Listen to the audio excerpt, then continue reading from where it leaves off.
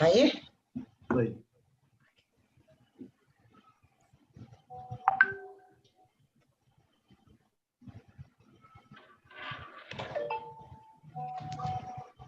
بسم الله الرحمن الرحيم.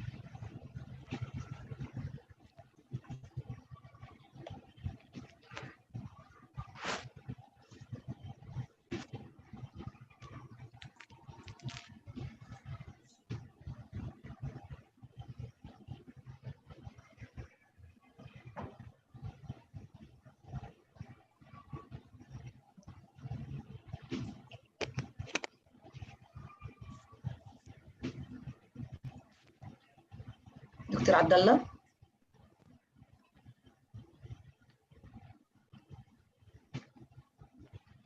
معك يا دكتورة. تفضل. أبدأ؟ يس. طيب بسم الله الرحمن الرحيم، والحمد لله والصلاة والسلام على أشرف الأنبياء والمرسلين. أهلا بالجميع من كل أقطار العالم العربي. أنا حقيقة يشرفني أن أكون مقدما لموضوع يعتبر من المواضيع. بداية أنا اسمي عبد الله بعثمان، and maybe you will ask what is the relationship between the subjects and my subspecialties, but I will let you know later on, because this is very important really subject, and it is common in our area. Let's start with دكتورة الشريفة فوزية الشريف. She is a metabolic and medical genetist, a metabolic consultant medical genetist. ودكتورة حقيقة فوزية غنية عن التعريف، هي قمة وقامة. وهي الآن تعمل أيضا في المستشفى السعودي الألماني. وكم من مريض وكم من عائلة استفادت من وجود هذه الدكتورة، جزاها الله خير، جزاها الله خيرا عن الإسلام والمسلمين والمرضى. وكان لها أيضا وجود وبصمة في مستشفى الحرس الوطني، حيث أنها كانت المشرفة على تأسيس وحدة اللي هي ميتابوليك كلينيك. اليوم حتتكلم عن موضوع كما ذكرت، موضوع مهم. It's very important subject. It is about the psychological and neurological features of PKU, phenylketonuria, the impact or the management and the impact of the clinical outcome. أنا حقيقة ما حطول، الموضوع شيق ويبدو أن الدكتورة فوزية عندها a lot of things to say. وكذلك أرحب بالدكتورة وفاء رجب، جزاها الله خير، عن هذا الموضوع، لأنه هذا الموضوع حيكون من جهة medical fields scientific evidence based medicines. ويتكلم أيضا عن دكتورة وفاء حتتكلم أيضا عن الأشياء اللي هي برضو في النيوتريشنز. أرجو أن نستمتع بهذه المحاضرة، وإذا كان في أي سؤال any questions or any suggestions please ask me or ask دكتورة فوزية الشريف. Thank you so much, and floor for you دكتورة فوزية.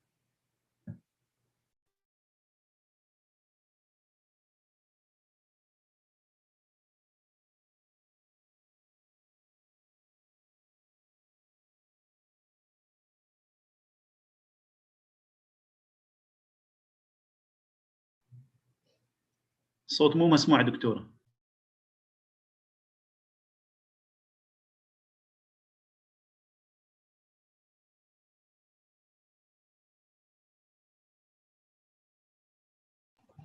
Again, now you can hear me?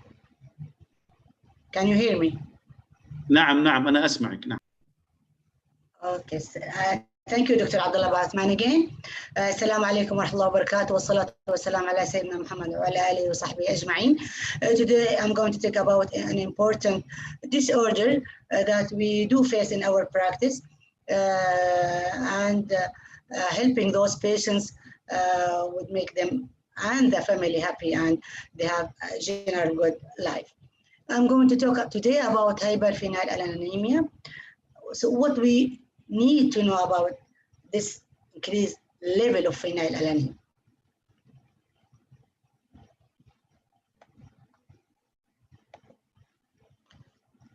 Okay, increasing level of phenylalanine or hyperphenylalaninemia, it is defined as a level of phenylalanine above the normal, the upper limit of normal. The normal level is between 35 to 120. If it exceeds this level, we call it hyperphenylalanine.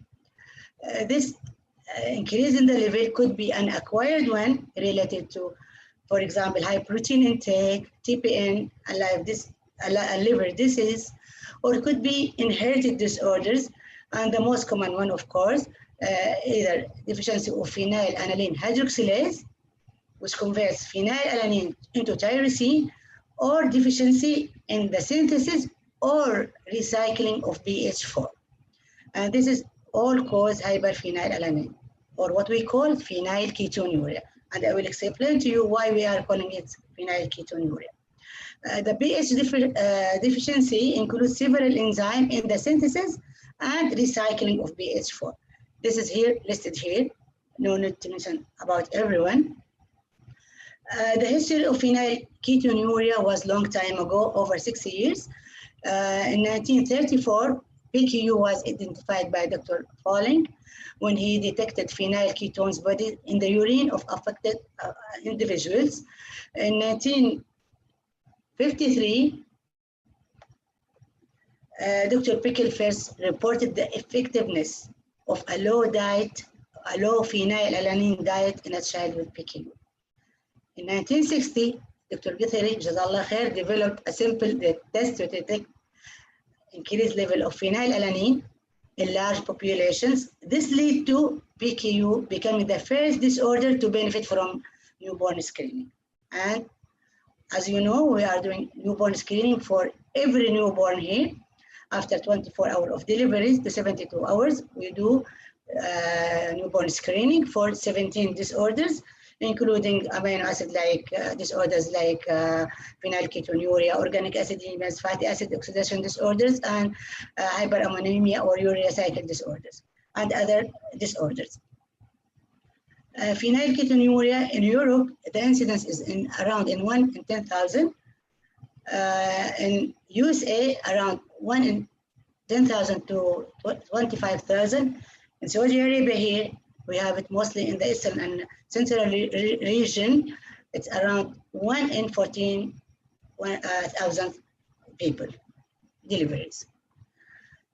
So what happened for phenylalanine, or the pathway of phenylalanine? Phenylalanine is an essential amino acid. It means that the body cannot form it. You have to get it from outside. It accounts for 4 to 6% of amino acids in the protein. When phenylalanine ingested, it is converted by phenylalanine hydroxylase to tyrosine under the effect of BH4. BH4 is formed through different enzymes for synthesis and recycling. And it is cofactor as well for tyrosine hydroxylase, tryptophan hydroxylase, and nitrous oxide synthase. And this leads to preceding of the pathway for other metabolites. Phenylalanine as well, it might be changed in the urine to phenylpyruvate, phenylacetate, and phenylacetate under certain circumstances. So now, if we come to the cause of the disorder, this is phenylalanine. To understand this, the symptoms of that affect the patients when they have deficiency of phenylalanine hydroxylase. This phenylalanine, if there is deficiency of phenylalanine hydroxylase or its cofactor, phenylalanine will accumulate, and this lead to serious effects. Increased phenylalanine lead to imbalance of large neutral and dibasic amino acids, which are very important amino acids for transport of protein across the brain. And this will lead to several defects and effects. I will talk about it later. And in addition, when phenylalanine increase, tyrosine will decrease, and this leads to reduction in dopamine, catecholamines, and melanin, and this leads to the reduced hair, skin, and iris pigmentation. As we can notice, many of the patients with PKU, they come with blonde hair, blue eyes. They think their child is blonde, but it's not blonde, but he's affected by a disorder. Parallel to the increase of the level or changes in this level, phenylalanine, with the reduction analysis, it goes to phenylpyruvate. With decarboxylation, it changes to phenyl acetate and phenyl ketones in the urine, and this causes the musty, mousy odor of the patients with PKU. So every symptom has an explanation. Here is a summary of what I have said. If there has musty, mousy odor due to accumulation of phenylpyruvic acid and excretion in the urine, reduction in tyrosine lead to decreased synthesis of L-DOPA, dopamine, melanin, and catecholamine.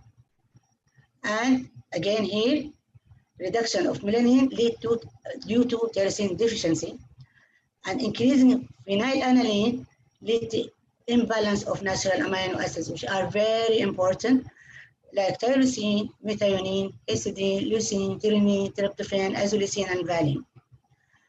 And there is a competitive inhibition of tyrosine hydroxylase and tryptophan hydroxylase and nitric oxide, and lead to decrease of their productive metabolites. So all this causes the manifestations of PKU. The clinical symptoms related to these changes, mainly neurocognitive features, which include seizure, spasticity, hyperreflexia, tremor, macrocephaly, severe reduction in IQ. They have behavior abnormalities, hyperactivity, and so on. Other physical features I have said, they have lighter complexion, musty or mousy odor, skin rash, vomiting, and they may be retarded in growth. It is very important to know that there is considerable variation in the genotype, chemical changes, and clinical phenotype. Some patients, they have their phenylalanine 30 times more than the usual, but the phenotype is diverse. They have diverse phenotype related to the amount of phenylalanine. Great majority are at increased risk of intellectual and neurological impairment, handicap, which can be prevented by diet.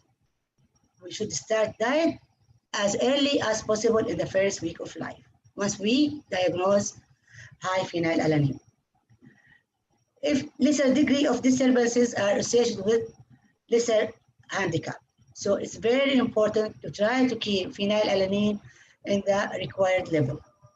Phenylalanine below 600 micromole usually considered harmless, though some of them, they might be affected and have some intellectual disability. We consider phenylalanine of 1,200 micromole per liter. Above this, this is very risky, and it's considered severe phenylketonuria. If it is less than 360, this is a very mild disease, and we usually only observe those patients.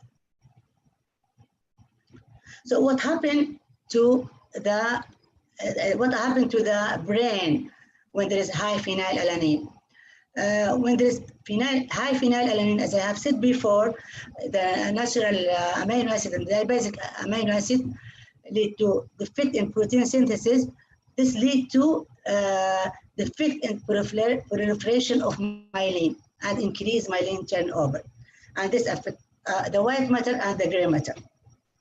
In the white matter, there is decreased amount of water stored between the myelin bilaters of the brain.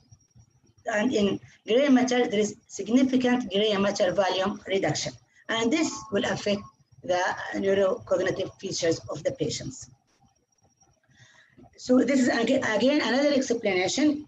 Of course, the phenylalanine, the pathway in the liver, if there is deficiency of phenylalanine hydroxylase or BH4, and this leads to increased phenylalanine in the blood, and there is natural amino acids, and it is taken by transport protein to the brain.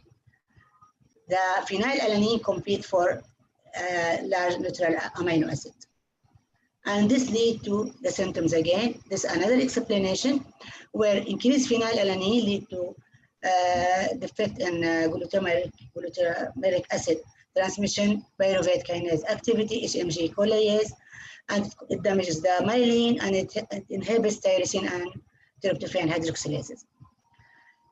Because there is no large neutral amino acid, there will be decreased protein synthesis, and there is defect in neurotransmitter synthesis, decreased tryptophan, and which lead to decreased serotonin, decreased tyrosine, which lead to decreased dopamine.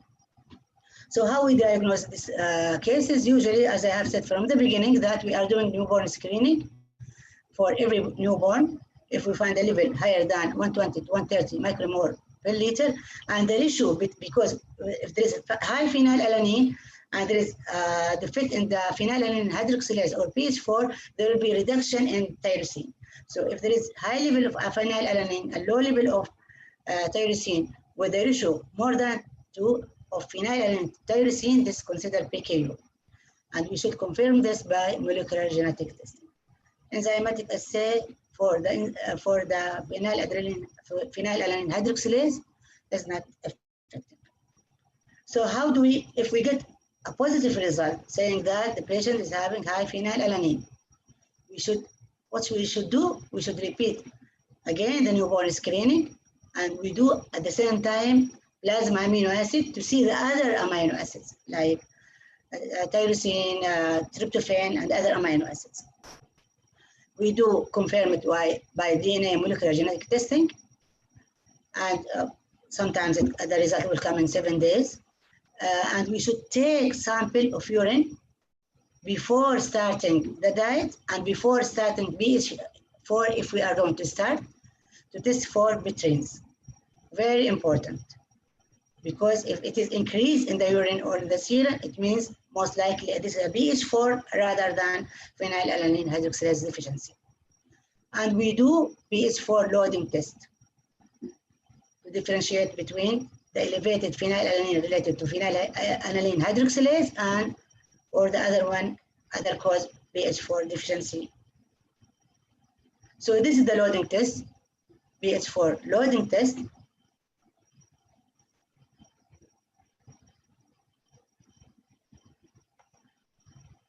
Sorry. We check in day 0, we check blood phenylalanine at 8, 16, and 24 hours. We give Sapropterin, which is BH4, 20 milligram per kg for 24 hours. Then we'll check phenylalanine if it is more than 30 at 8, 16, 24 hours. If it is not decreased, then we have to do another day, and then we'll check phenylalanine. If it becomes normal, then we'll proceed with the BH4, the dose of 5 to 20 milligram per kg. If there's no changes, then we stop the giving BH4. So genetics of phenylketonuria, of course, it's inherited metabolic disorder. It's an autosomal recessive, means that if the parents are carrier, the chance for every pregnancy is 25%. The gene for phenylalanine hydroxylase is located on the long arm of chromosome 12. There are many variants of gene mutation in the locus of phenylalanine hydroxylase locus gene. There are many types of mutations.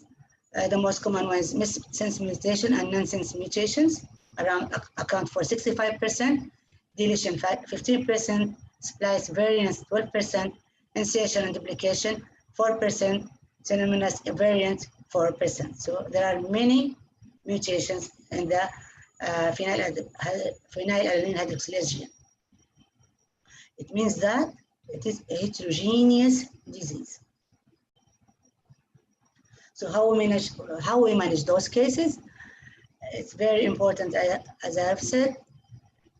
We should start treatment as early as possible within the first week to achieve the goal of normal phenylalanine within 2 weeks. And this treatment through diet, inshallah, Dr. Wafa will talk about it, and medications, and the treatment should be lifelong to keep the level of phenylalanine between 120 and 360 micromolar per liter. The predominant treatment is diet, restriction of phenylalanine containing diet, and nowadays they are given natural amino acids.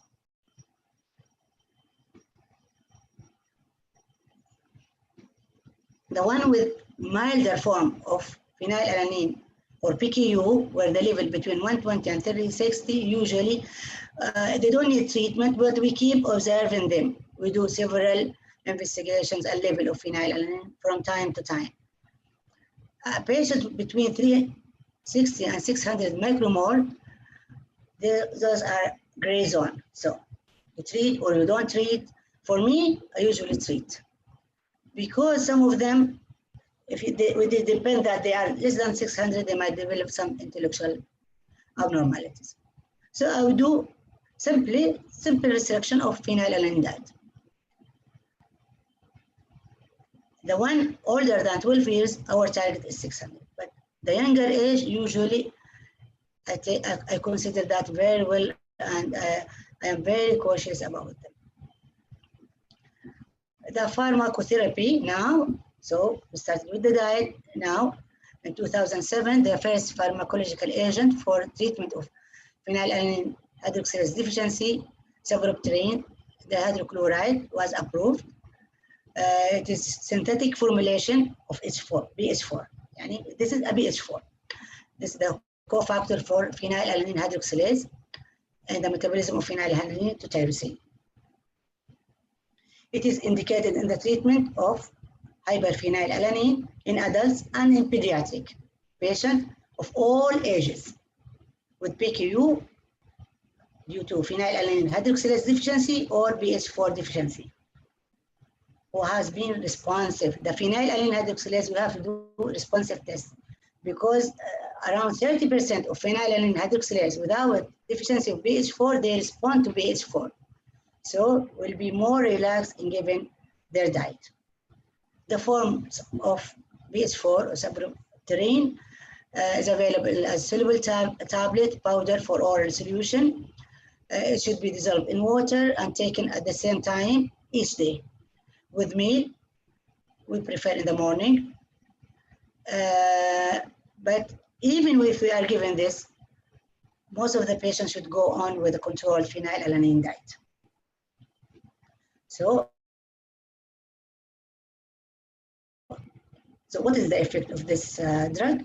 It stimulates phenylalanine hydroxylase residual activity.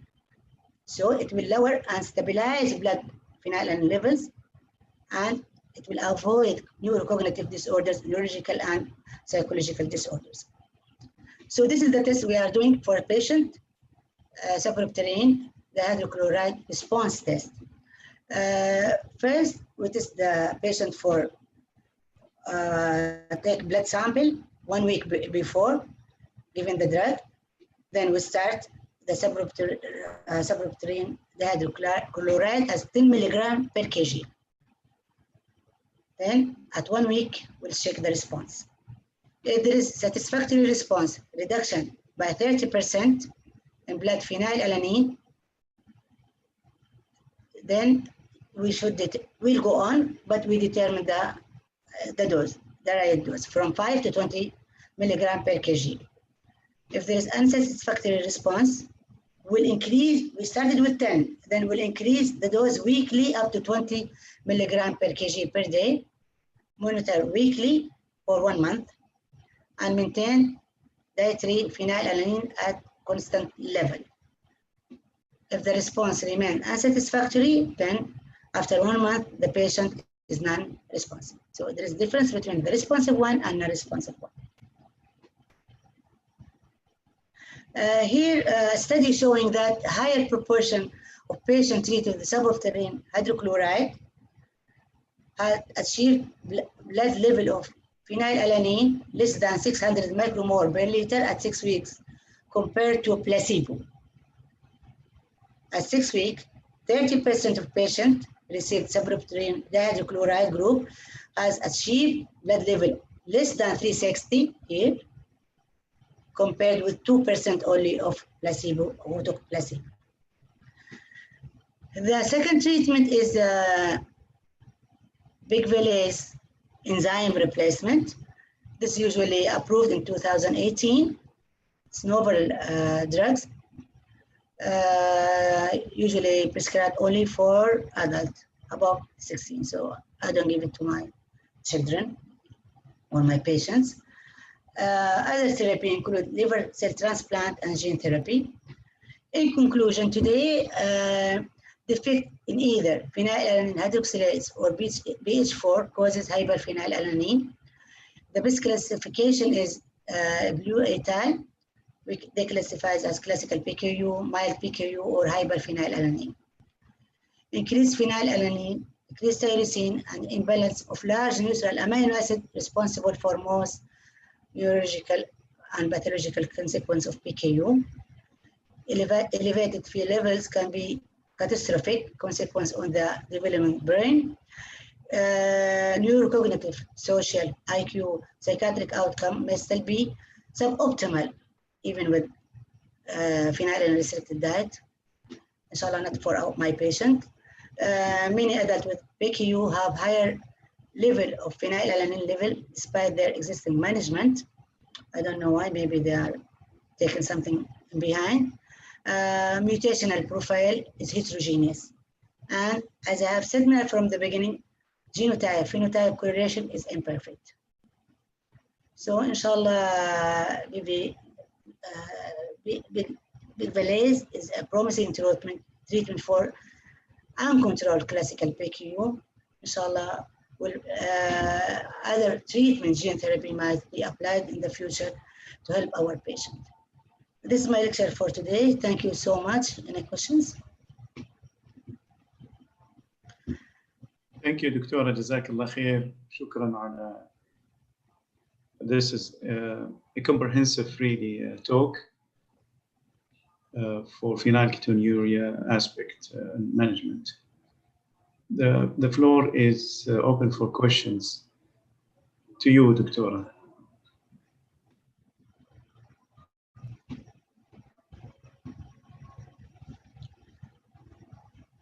Okay, I can read some of the questions. Okay, if there is any questions.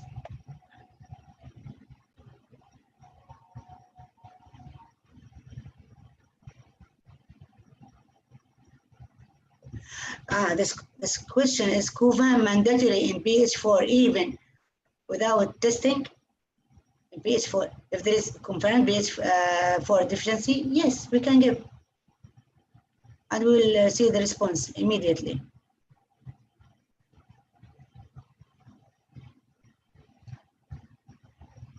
Any other questions?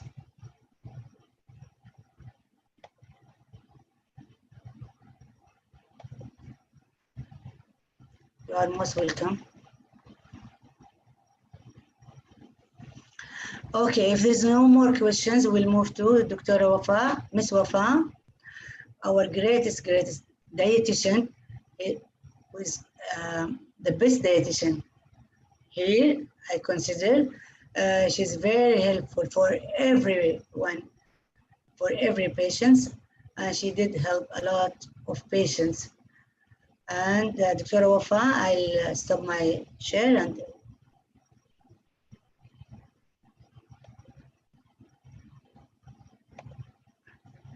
You can start. وفاء.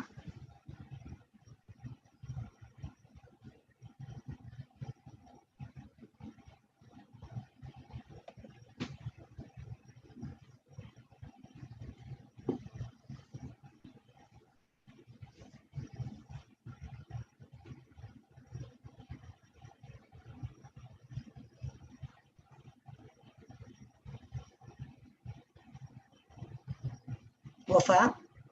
We cannot hear you.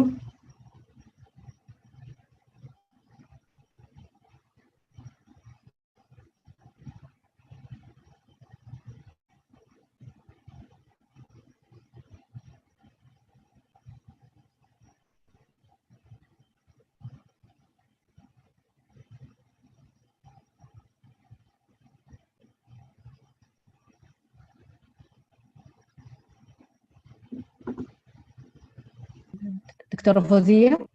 Yes. Okay. Yes, you can start now, please.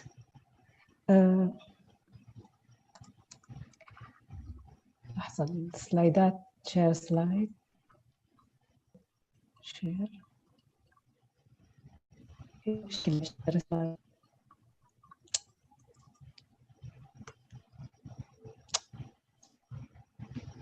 بسم الله الرحمن الرحيم، والصلاة والسلام على أشرف الأنبياء والمرسلين. مساء الخير على الجميع. It's my pleasure to start to do work again in another webinar with Dr. Fawzia. And thank you, Dr. Fawzia. Really, it's my pleasure to work with you every time and with my patient in all Jeddah area and outside Jeddah. And I hope to work always with all the hospital. And now we start the nutrition management for PKU patients. In the beginning, I'd like to introduce my slide, this introduction, mission of newborn screening. What is phenylalaninemia? دكتورة وفاء ممكن can you raise your voice please? We cannot hear very well. كيف الصوت دكتورة؟ Now okay, go ahead. Okay. Objective for the lecture today, inshallah, will be mission of newborn screening. What is hyperphenylalaninemia, type of PKU, nutrition management, and the principle of dietary management for PKU, the role of metabolic dietitian, and some questions I always with my patient. In fact, the Dr. Fawzia, alhamdulillah, she covered most of the topic regarding to the PKU, and to the introduction. What is PKU? PKU is the first inherited metabolic disease identified. عفوا وفاء معلش الصوت. ايوه. فيش مشكلة. قرب المايك منك. ايوه قرب المايك منك. ايوه. واضح؟ ايوه. مو عالي، علي صوتك. دي أكتر من كده. لحظة. واحد صوت. Go ahead. واضح؟ Okay, better. Okay. The action that was the first inherited disease identified by within all of our hospitals. معلش يا وفاء مو واضح. معلش رتبي الصوت لو سمحتي. طيب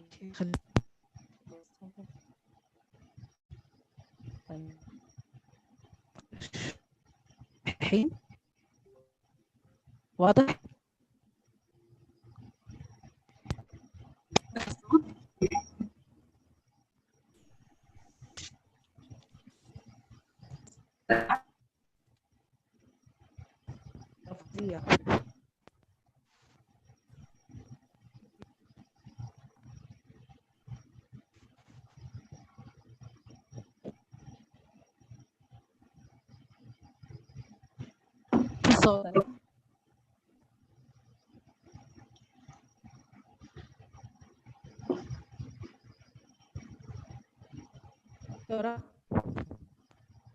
واضح الصوت؟ واضح.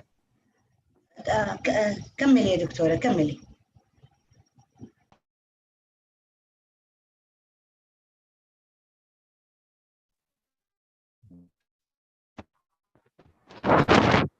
هو حضرتك ممكن تستخدمي المايك اللي في الجهاز بدل المايك السلكي ده؟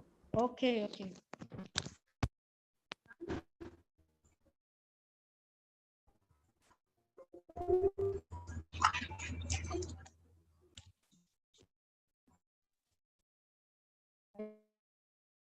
الو الو.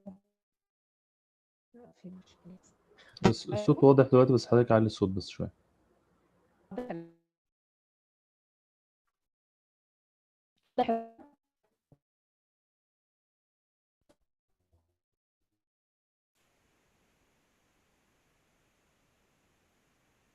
امين.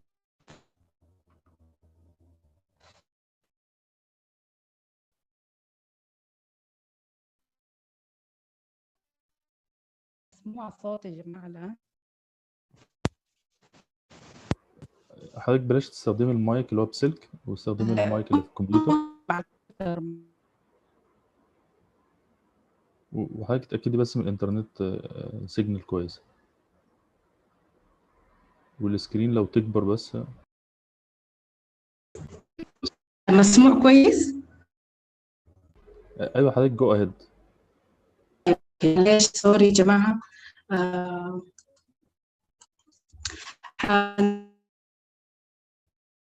of newborn screening which start from and improve of income. Alhamdulillah, all of this step started with the metabolic.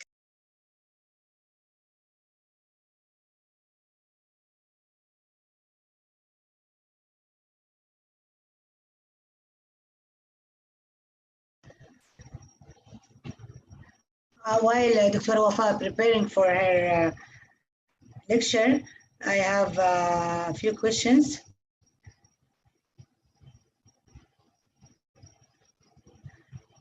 There's a question: what if the patient is not responsive to medication? What will be the management? The management is diet, phenylalanine restricted diet, plus natural, long natural amino acid and basic amino acids.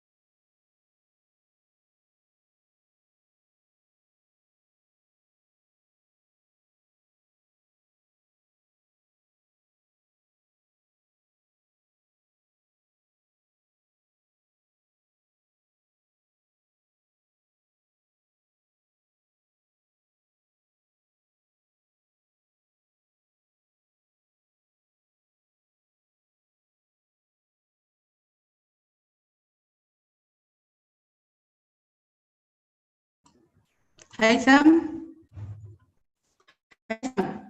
أيوة سامعني يا هيثم؟ أيوة مع حضرتك. صار في تداخل في المحاضرات ولا أنا؟ سامعني؟ أيوة سامع حضرتك. طيب إيش اللي حصل؟ توقفت المحاضرة أو؟ لا حضرتك دلوقتي على الهوا. على الهواء. طيب في عندك أوكي. مشكلة في الإنترنت، حضرتك كملي بس. شكل المشكلة في الإنترنت يا جماعة.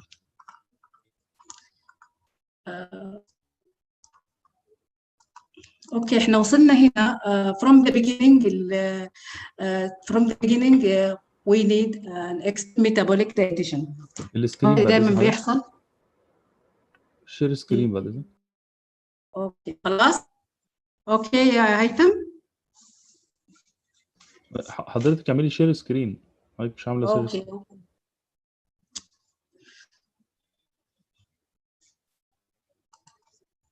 شكله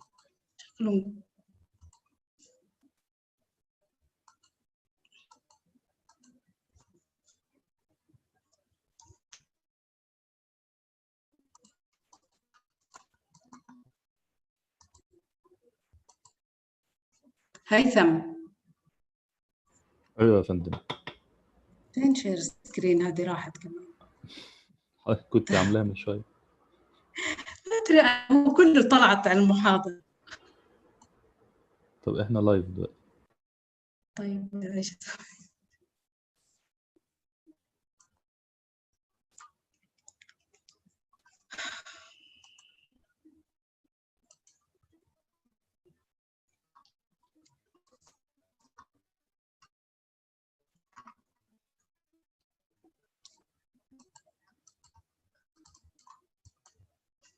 خد شير.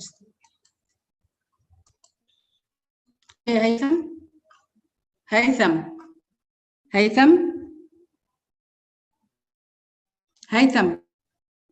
Dr. Wafa, you are not sharing your screen. Please share your screen. You find I it shared out. already. No, I share it. خلاص. it doesn't appear Okay. here. Okay, just wait. Yes, we'll wait. Yes, very good. Yes. اوكي طيب.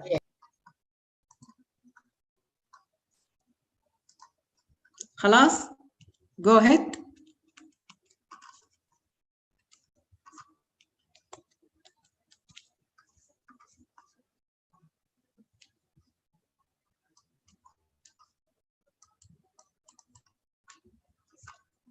Okay.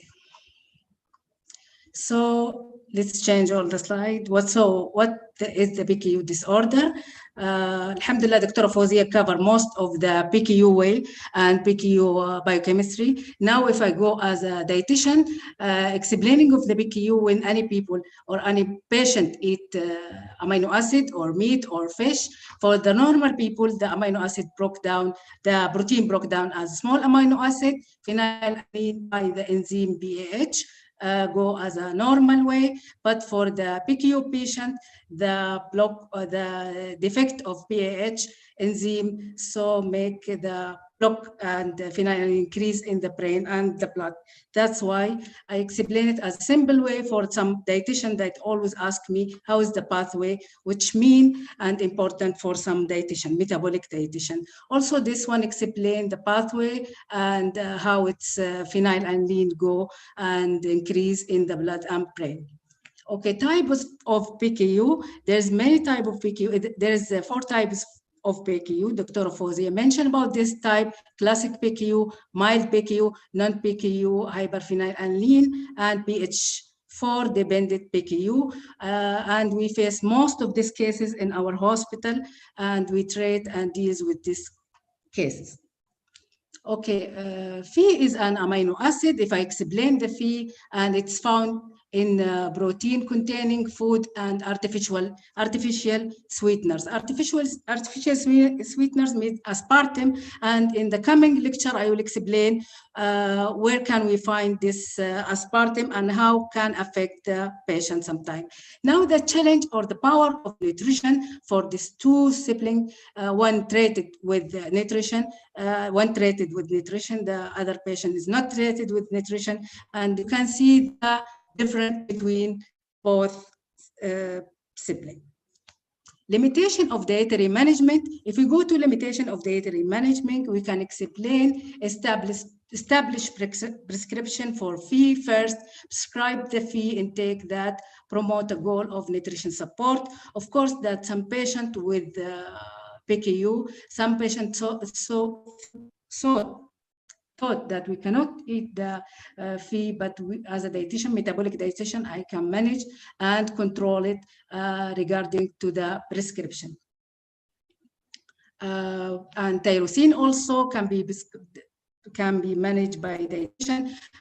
Prescribed routine is dependent on recommended daily allowance for neonatal and for children, and for adult requirement are greater than RDA. That will be clear when we follow the protocol and how we keep the patient on the safe side and manage the weight and height. There is some used to make the protein low, and this is a big problem happened, that long-term inadequate of protein intake will result in failure to thrive for infant, poor growth in children, weight loss in adult, hair loss, and decreased Phe tolerance. And some dietitians thought that when you increase the Phe will affect the patient, but it's follow the clear protocol, and more than sometime 5 or 3 days, we cannot leave the patient without intact protein. Principle of dietary management for PKU: prevent excessive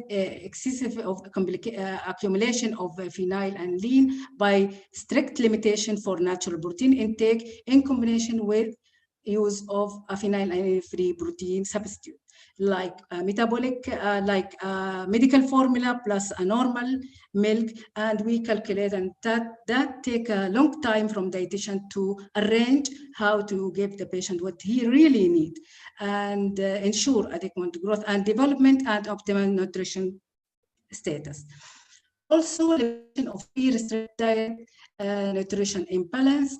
The Phe-restricted diet is very limited and associated with the protein, vitamin, and minerals. This can lead to growth retardation and impaired cognitive function and neurological symptoms. And Dr. Fozia actually covered this slide very well regarding to the poor compliance to follow the Phe diet or metabolic diet. And metabolic dietitian is always aware about the reading and how to manage regarding to the reading of Phe and protein and tyrosine sometime. So elevated of Phe can lead to severe brain damage, and that's what we don't want to see when we be in a good control or not good control, that really can have catastrophic consequences of the developing brain and neurological, social, and quality of life, and psychiatric outcome may become suboptimal despite a Phe-restricted diet. So the diet for the PKU patient supposed to be for all kinds of PKU and all types of PKU, even for the transit PKU. Dr. Fozia also covered this side. So the PKU, we don't want to see any PKU patient, and looking for always the good reading and the good result for those patients. Outcome of uncontrolled or partially controlled for hyperphenylalaninemia, low IQ.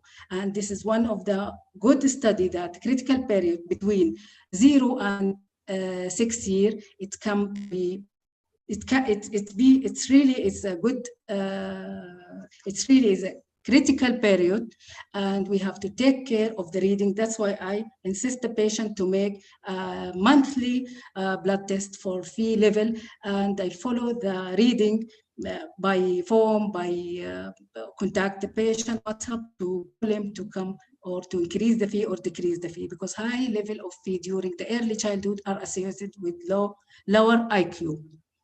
And fluctuated also. Blood Phe level are also closely related to cognitive outcome, highlighting the need for the sustained Phe control. So the goals for PKU management and treatment also maintain blood Phe level within the target range, keeping blood Phe level stable over the time, maintaining a patient emotionally healthy and quality of life, maintaining any neurological and defect. The role of metabolic dietitian, which is very important for most of the disease, metabolic or specific the PKU, how to add calorie, to increase calorie, to add some nutrition tools to explain to the patient, to calculate, and that cannot be without the metabolic dietitian. And the other part of my lecture will be some questions that I always faces from my patient regarding to the disease. And thank God that most of the disease controlled in the nutrition, and they follow the metabolic dietitian as a proper way. First of all, always the patient, the mother asks how much of how much phenylalanine or protein can I eat? This can she provide to her patient. Also, always I use to control for this question, and this protocol can explain how much of protein and energy and Phe level that will be very patient. The amount depends also on individual age and need for growth in children and adults. That's why we need to keep this protocol always and calculate for a patient. Other question, and also we take time to calculate. By this formula, we can calculate to the patient and translate as a formula for the patient.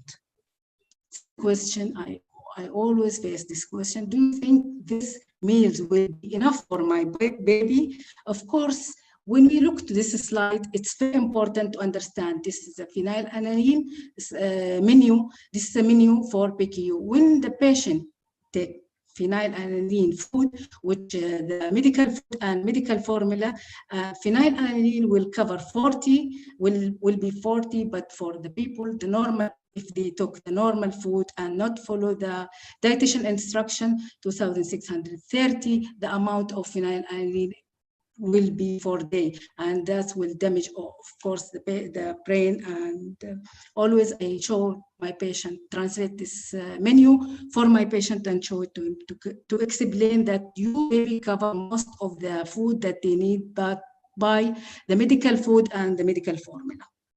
Okay.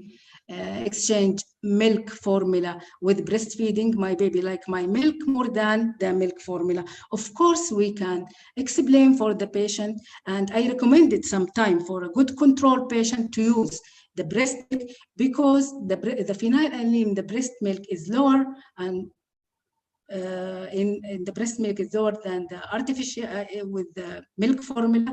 So I recommended always my patient to be in breast milk. But I concerned that if there's some patient not follow the instruction, because we have to take care of this slide, that most of the patients, they should follow the rules and the step of this slide, fixed frequency of breastfeeding and Phe-free formula alternating. That's mean we have to give him some the first feeding by medical formula, and the second by breastfeeding, Phe-free formula prior to each breast milk. Of course, to ask to push the patient to feel hungry and tolerate the medical formula, measure and express the breast milk. The mother should measure, and this is the problem which I face with my patient. Sometimes they did not measure the amount of the milk that they express. How should I keep a track of how much Phe or protein I eat? The first answer for this question I make, as I mentioned in the previous slide, that I make the blood test for my patient by cart. Then after 3 days, when I get the result, I start to calculate and explain to the patient how to use the protein or the Phe level.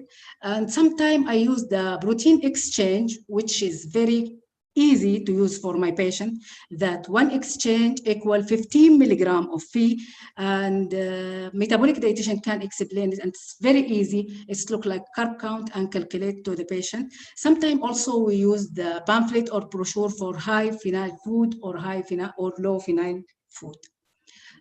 There is an application also explain for the patient how to calculate the Phe level in the food. Some books also from Ministry of Health provide for the patient to explain how amount of the Phe and carbohydrate and calorie that the patient can take.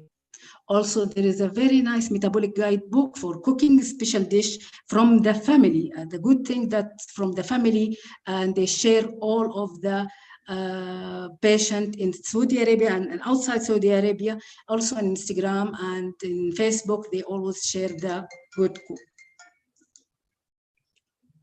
How do I know if I am getting the right number of calories? Of course, when we go to this protocol, the calorie need based on age, weight, and activity level and growth in a children adult. And in the clinic, I can mention, and in the clinic, I can recommend it what the patient need and how much of calorie that the patient need. And this slide can clearly explain the protein and energy for most of the patient and most of the age. Also, using a serving list for Phe-restricted diet, average and contain per serving with a vegetable or fat food, how many grams of Phe level contain, and protein and energy, and we use sometimes the like exchange portion for this patient. Do I need a PKU medical food and formula? Of course, we need for most of the cases, and medical food is needed for Phe-restricted diet. On those people who the food, if it's not the food not enough, we can use also the medical formula, and they face most of the patients use the food, and they can cover the calorie which they need by a medical formula. And alhamdulillah that in Ministry of Health, many medical formula that they provide for the patient as a free, and also medical food. Phe level always high, something wrong with my children diet. Always I ask my patient to check the food for aspartame. Some hidden aspartame affect the result of my patient, and sometimes aspartame or E951 clear in some back of the cans or the cookies, and I always ask my patient, please check if you have this E951, or if you have aspartame more, that's mean because of aspartame is phenyl. Ketonuria mean no aspartame, of course, because people with PKU also have to avoid food products that contain of aspartame, as it's converted into phenylalanine in the body. Some hidden food, as I mentioned, contain of aspartame, and you have to know that aspartame is half phenylalanine by weight. Explanation of this sentence: one of the 36 milligram packet of aspartame will cover 18 phenylalanine. Medical formula from the other question, medical formula from 0 to 1 year not available now at my home. I have from 1 year, can I use it? Some mother ask me if I have medical formula number 2 and it's suitable for above or 1 year, can I use it? Of course we can use it. The special formula contain of protein and energy. Metabolic dietitian will help you to, I always ask the patient that I can calculate for you, and sometimes I calculate and minus or increase amount that the patient needs, since they provide the formula that they need. Medical also say, some family ask me if they can use medical food as for 1 year or less than 1 year. Some medical food suitable for less than 1 year. Now the risk of stopping the treatment is very clear, and Dr. Fawzia explained this issue for all of us. Alhamdulillah that most of the patients in my clinic, they follow the diet and did not face this problem to stop the formula. They also, sometimes we ask them to stop the formula for challenge test, or they refuse. That's a good result for the beginning. Ask my patient that the treatment depends on the following of course, the formula. Consequence of elevated blood phenylalanine level vary by age for children and for adults. For children, which is my side, of course, mental retardation or reduced in IQ and seizure and tremor and difficulty in executive function, psychological and behavior issue, social difficulty, always social difficulty. I faced sometimes this problem with my patient and impaired growth, irritability, of course, and eczema. And hopefully most of our patients follow the diet and keep going, follow the diet. Now, nutrition education tool used for PKU patients. Most of the patients need really education tools, and alhamdulillah, in our clinic, this education tool available and explained sometimes by cooking and by the cooking of session cooking for some patients. And this, I like this really. I read this one, Gray. He's one of the PKU patients, age 32, and good thing that he diagnosed since the beginning and since the birth. That means they use the screening and newborn screening from more than 32 years, and he's lived as a normal now.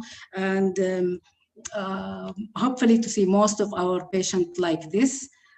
This is the story of this patient, and also one of the story that I follow this patient from Egypt is a very famous athlete that Omar name, and he used to be in Facebook, and I know the mother of this PKU patient.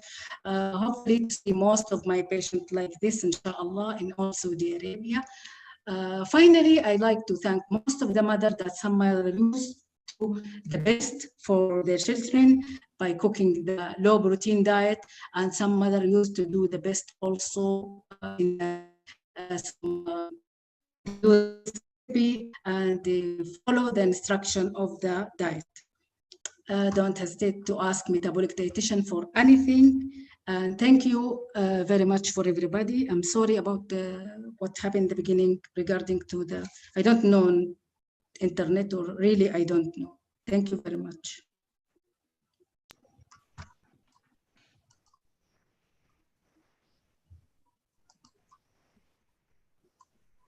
Thank you, Dr. Wafa.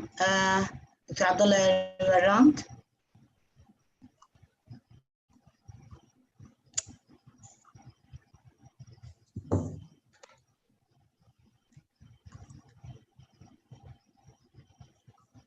Any questions for Dr. Wafa?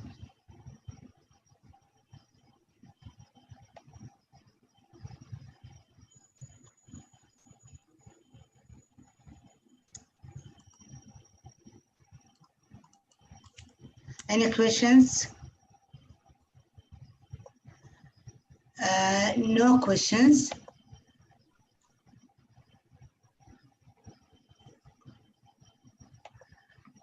Okay, can you hear me?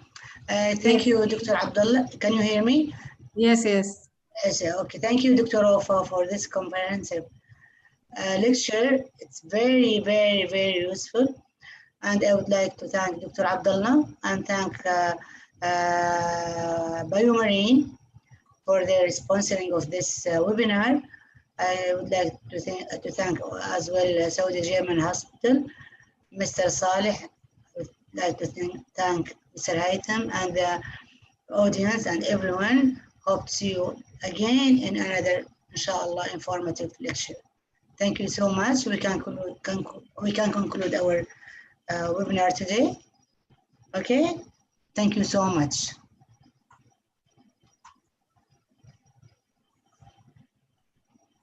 Thank you, Dr. Fawzia.